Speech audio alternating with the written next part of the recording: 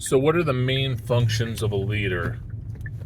Well, there are kind of a lot, but one of the main things that a leader does is inspire and share the corporate vision with the team, with the organization, etc.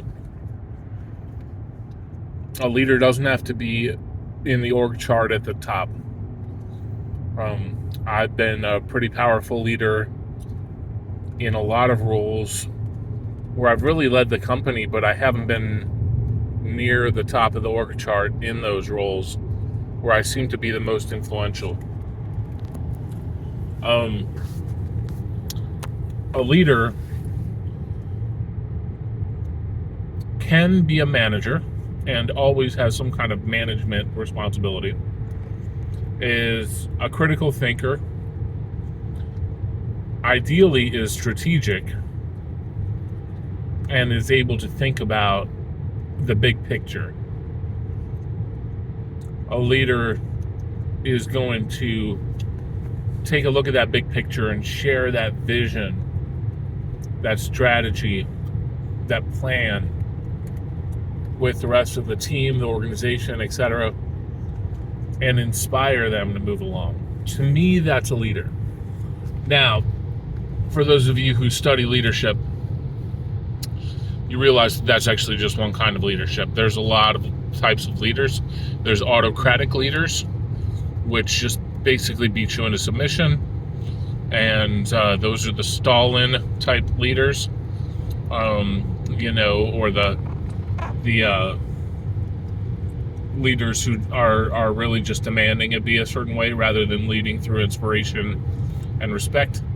There's inspirational, transformational leaders, which are really the ones that seem to make the biggest impact nowadays. The ones that everybody wants to work for this company because they're so inspirational, they're so transformational. They're the ones doing the big corporate turnarounds. There are several types of leadership, but I think that inspirational leader is really the most, I think that's the model that I follow after the best. Behind that, it's really servant leaders. It's leaders that, rather than being the front of the group, they're the ones who are really the support people for the rest of the team. And their job is really to give the rest of the team what they need to succeed. And give them the counseling, the coaching, the support, etc. They may not be super inspirational. A lot of times the servant leader isn't. The star may be somebody else on the team. But that leader is the one who has that vision in their head and is supporting the rest of the team as they're going towards it. So there are lots of different kinds of leadership, but in my mind, that sharing the vision is the core piece. It's sharing that inspiration. It's giving the team what they need to keep moving. It's giving them a direction to run in. There have been a lot of times in my life when it's been kind of directionless, when it's been hard to tell what direction to run in. And a lot of times I've even said, I'll do whatever. I will work as hard as I need to work. I just need someone to show me which way to run. Of course, now, later in my life, I don't need that anymore. I'm self-directing. I do not need someone to tell me what direction to run in.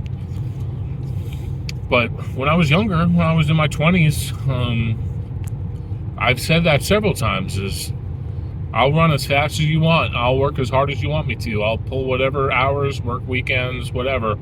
I just need someone to tell me what direction to run in. Because that feeling of lack of direction, lack of mission, lack of vision, that makes it really hard to follow. That makes it a team without that leader a lot of times feels lost and depressed, and that team might fall apart. There's attrition. People leave that team to go to other teams. There's nothing driving them. They're missing that why, where a real good leader is going to give the why. And with me, a lot of times that's all I'm giving. I'm giving kind of a vision, a what, and a why. And I do not outline tactical plans a lot of the time, unless there's a real good reason for me to.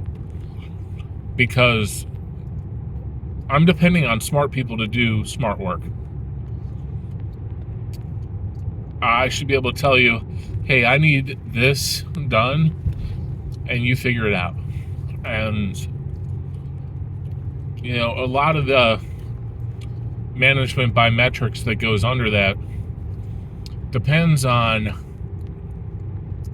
a low level of autonomy.